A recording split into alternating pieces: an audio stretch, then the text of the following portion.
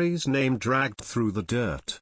New shocking revelation exposes he is an angry loser.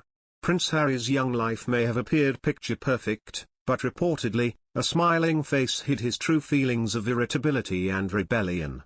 The royal, now determined to use his celebrity for good, was once an angry young man who bucked the royal system that he felt ultimately took his mother's life, Princess Diana. Royal expert Andrew Morton was the man whom Harry's mother Diana trusted to tell her story in the book Diana, A True Story. He claims Harry may have cleaned up his party prince reputation by the time he met his future wife Meghan, Duchess of Sussex. However, he still had some personal issues to address. I think even when she fell for Harry, she insisted that he went for counselling for the anger issues that he had, said Andrew, speaking with royal commentators Rachel Birchfield and Jessica Robinson on podcast Royal. 2 or 3 years before that, he was a very angry young man and he was taking on the world. He was taking on paparazzi photographers particularly.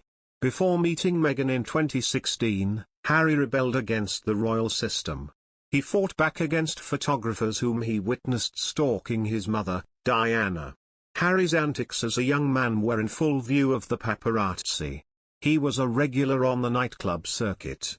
In 2004 he got into an altercation with a photographer outside a London club.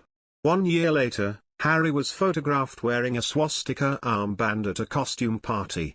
His behavior came to a head when Harry was photographed in a Las Vegas hotel, sans clothing.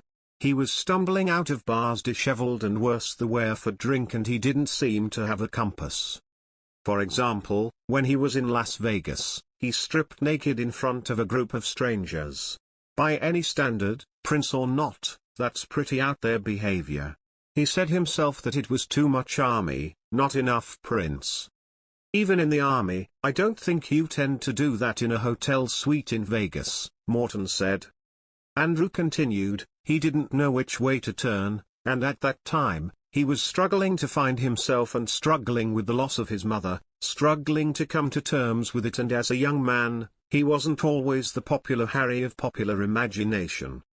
He was described in some fairly pejorative terms for some of his behavior. In 2004, Prince Harry hit the headlines after being involved in a scuffle with a photographer outside Pangaea nightclub near Piccadilly in London's West End nightclub.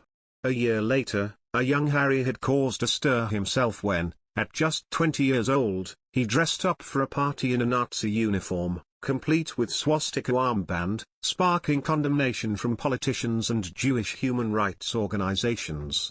After pictures of the outfit were published, an apology was issued on behalf of Harry for his poor choice of costume. Then, in 2012, the royal enjoyed a wild weekend in Las Vegas, where he was snapped in just a necklace while a naked girl hid behind him following a game of strip billiards in his VIP suite.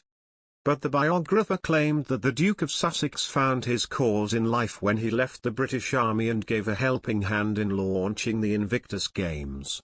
He'd cleaned up his act, he'd gotten involved in the Invictus Games, he had found his cause in life and he stuck to that, helping disabled, mentally injured soldiers and servicewomen find themselves, and I think that was something that helped him find himself, Andrew explained.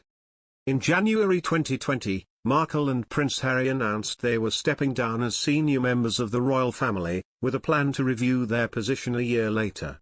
Now it seems they've made their final decision. As for their titles, they're still technically the Duke and Duchess of Sussex, though they don't use his/her Royal Highness anymore. It's a little like going back to your maiden name without bothering to change it on your driver's license, except it actually isn't like that at all, except